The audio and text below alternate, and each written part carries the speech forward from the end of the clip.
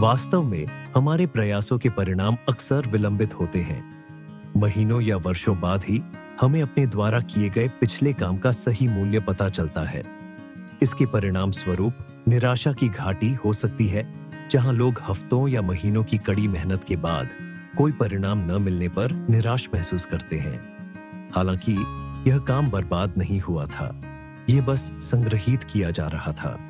बहुत बाद में ही पिछले प्रयासों का पूरा मूल्य सामने आता है। सभी बड़ी चीजें छोटी शुरुआत से आती हैं। हर आदत का बीज एक छोटा नन्हा निर्णय होता है, लेकिन जैसे जैसे वह निर्णय दोहराया जाता है, एक आदत अंकुरित होती है और मजबूत होती जाती है। जड़ें खुद को मजबूत करती हैं और शाखाएं बढ़ती हैं। एक बुरी आदत को तोड़ने का काम हमारे भीतर एक शक्तिशाली ओक को उखाड़ने जैसा है, और एक अच्छी आदत बनाने का काम हर दिन एक नाजुक फूल की खेती करने जैसा है।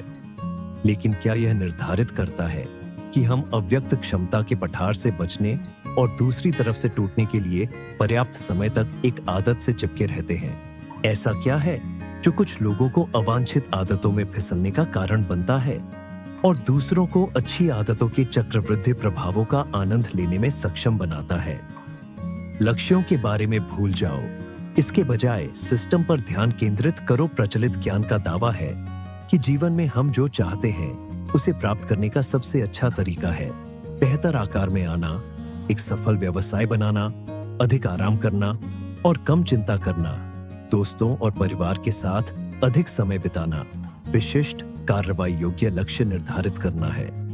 कई वर्षों तक मैं भी अपनी आदतों को इसी तरह अपनाता था। हर एक लक्ष्य तक पहुंचना था। मैंने स्कूल में जो ग्रेड प्राप्त करना चाहता था उसके लिए लक्ष्य निर्धारित किए, जिम में जो वजन उठाना चाहता था उसके लिए, और व्यवसाय में जो मुनाफा कमाना चाहता था उसके लिए।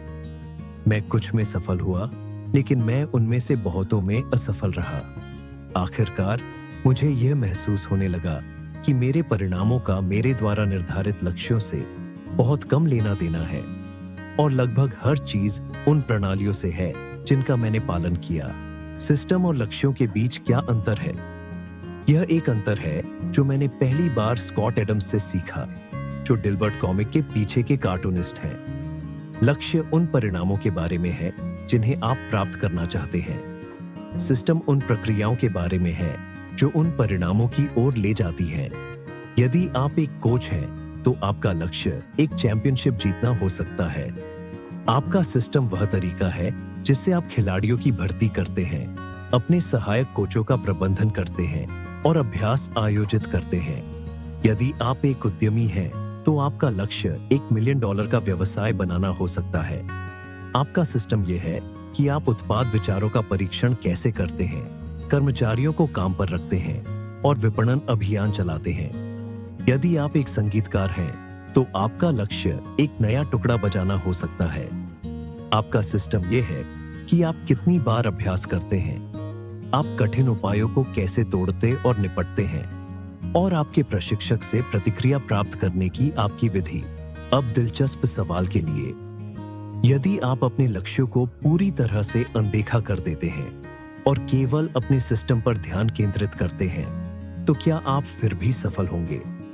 उदाहरण के लिए, यदि आप एक बास्केटबॉल कोच थे और आपने एक चैंपियनशिप जीतने के अपने लक्ष्य को नजरअंदाज कर दिया और केवल इस बात पर ध्यान केंद्रित किया कि आपकी टीम हर दिन अभ्यास में क्या करती है, तो क्या आपको फिर भी परिणाम मिलेंगे? मुझे लगता है कि आप करेंगे। किसी भी खेल में लक्ष्य सबसे अच्छे स्कोर के साथ समाप्त करना है, लेकिन पूरे खेल को स्कोरबोर्ड को घूरते हुए बिताना हास्यास्पद होगा। वास्तव में जीतने का एकमात्र तरीका हर दिन बेहतर होना है। 3 बार के सुपर बाउल विजेता बिल वॉल्श के शब्दों में, स्कोर अपना ख्याल खुद रखता है। जीवन के अन्य क्षेत्रों के लिए भी यही सच है। यदि आप बेहतर परिणाम चाहते हैं तो लक्ष्य निर्धारित करने के बारे में भूल जाइए। इसके बजाय अपने सिस्टम पर ध्यान केंद्रित करें। मेरा इससे क्या मतलब है? क्या लक्ष्य पूरी तरह से बेकार है? बिल्कुल नहीं। लक्ष्य एक दिशा निर्धारित करने के लिए अच्छे हैं, लेकिन प्रगति करने के लिए सिस्टम सबसे अच्छे हैं। जब आप अपने लक्ष्यों के बारे में बहुत अधिक समय सोचने और अपने सिस्टम को डिजाइन करने में पर्याप्त समय नहीं बिताते हैं तो मुट्ठी भर समस्याएं उत्पन्न होती हैं। समस्या बदरयान विजेताओं और हारने वालों के लक्ष्य समान होते हैं। लक्ष्य निर्धारण उत्तरजीविता पूर्वाग्रह के एक गंभीर मामले से ग्रस्त है। हम उन लोगों पर ध्यान केंद्रित करते हैं जो जीतते हैं, उत्तरजीवी, और गलती से यह मान लेते हैं कि महत्वाकांक्षी लक्ष्यों ने उनकी सफलता का नेतृत्व किया, जबकि उन सभी लोगों की अनदेखी करते हैं जिनका एक ही उद्देश्य था लेकिन वे सफल नहीं हुए। हर ओलंपियन स्वर्ण पदक जीतना चाहता है, हर उम्मीदवार नौकरी पाना चाहता है, और यदि सफल और असफल लोगों के लक्ष्य समान हैं, तो लक्ष्य वह नहीं हो सकता जो विजेताओं को हारने वालों से अलग करता है। यह टूर डी फ्रांस जीतने का लक्ष्य नहीं था जिसने ब्रिटिश साइकिल चालकों को खेल के शीर्ष पर पहुंचाया। संभवतः वे हर साल दौड़ जीतना चाहते थे, ठीक हर दूसरी पेशेवर टीम की तरह। लक्ष्य हमेशा से था, यह केवल तब था जब उन्होंने निरंतर छोटे सुधारों की एक प्रणाली लागू की कि उन्होंने एक अलग परिणाम प्राप्त किया। समस्या नंबर 2, एक लक्ष्य प्राप्त करना केवल एक क्षणिक परिवर्तन है। कल्पना कीजिए कि आपके पास एक गंदा कमरा है और आप उसे साफ करने का लक्ष्य निर्धारित करते हैं। यदि आप साफ सफाई करने के लिए ऊर्जा जुटाते हैं तो आपके पास एक साफ कमरा होगा अभी के लिए। लेकिन यदि आप वही मैला पैकरैट आदतें बनाए रखते हैं जिसके कारण एक गंदा कमरा हुआ, तो जल्द ही आप अव्यवस्था के एक नए ढेर को देख रहे होंगे और प्रेरणा के एक और विस्फोट की उम्मीद कर रहे होंगे।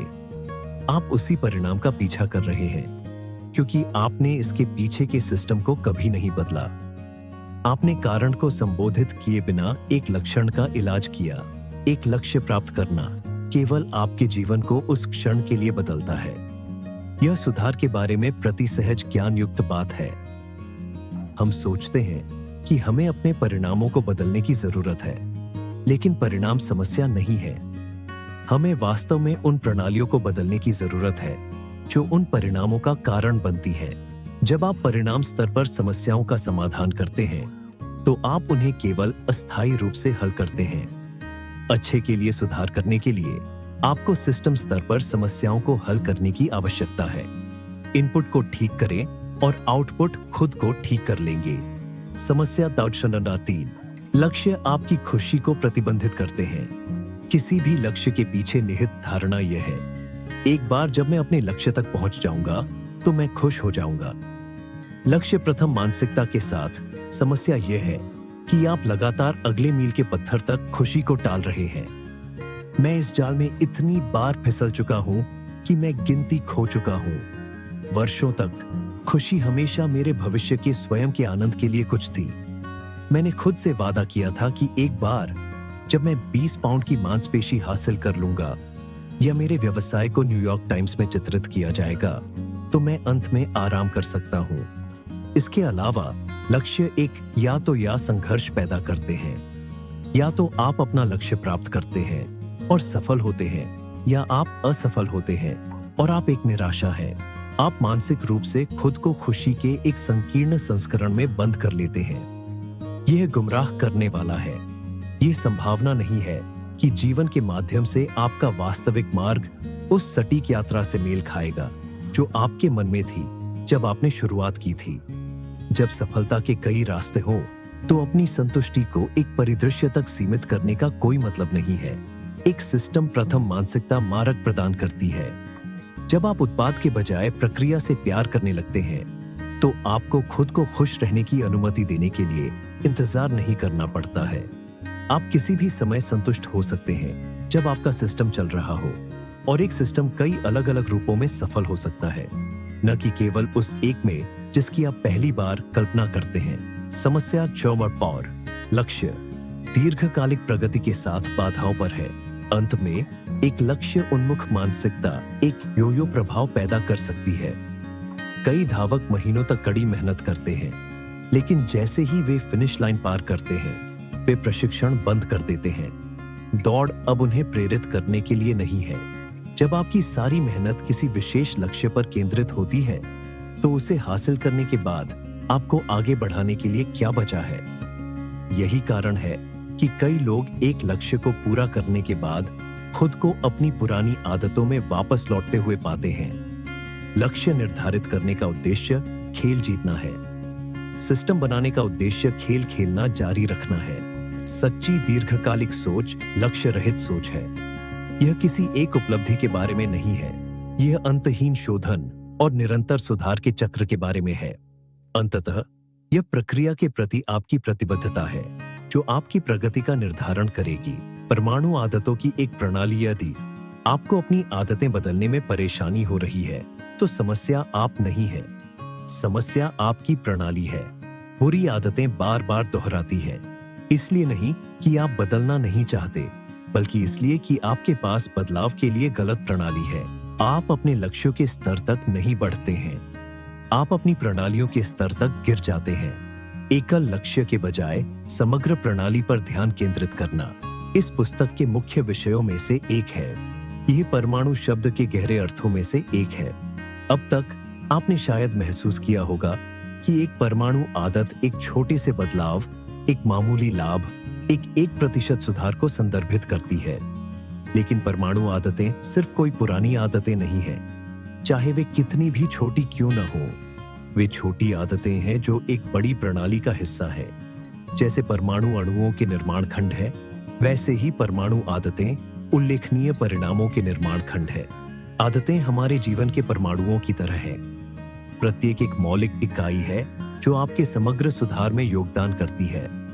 सबसे पहले ये छोटी दिनचर्या महत्वहीन लगती है, लेकिन जल्द ही वे एक दूसरे पर बनती हैं और बड़ी जीत को बढ़ावा देती है जो 1 डिग्री तक गुणा करती है, जो उनके प्रारंभिक निवेश की लागत से कहीं अधिक है। वे छोटे और शक्तिशाली दोनों हैं। ये परमाणु आदतों वाक्यांश का अर्थ है एक नियमित अभ्यास या दिनचर्या जो न केवल छोटी और करने में आसान है, बल्कि अविश्वसनीय शक्ति का स्रोत भी है। यौगिक विकास की प्रणाली का एक घटक। अध्याय सारांश आदतें आत्म सुधार का चक्रवृद्धि ब्याज है। हर दिन 1% बेहतर होना लंबे समय में बहुत मायने रखता है। आदतें दो-धारी तलवार हैं, वे आपके लिए या आपके खिलाफ काम कर सकती हैं। यही कारण है कि विवरणों को समझना आवश्यक है। छोटे बदलाव अक्सर तब तक कोई फर्क नहीं करते जब तक आप एक महत्वपूर्ण सीमा को पार नहीं कर लेते। किसी भी चक्रवृद्धि प्रक्रिया के सबसे शक्तिशाली परिणाम विलंबित होते हैं। आपको धैर्य रखने की आवश्यकता है। एक परमाणु आदत एक छोटी आदत है जो एक बड़ी प्रणाली का हिस्सा है। जैसे परमाणु अणुओं के निर्माण खंड है, वैसे ही परमाणु आदतें उल्लेखनीय परिणामों के निर्माण खंड है। यदि आप बेहतर परिणाम चाहते हैं तो लक्ष्य निर्धारित करने के बारे में भूल जाइए। इसके बजाय अपने सिस्टम पर ध्यान केंद्रित करें। आप अपने लक्ष्यों के स्तर तक नहीं बढ़ते हैं, आप अपनी प्रणालियों के स्तर तक गिर जाते हैं।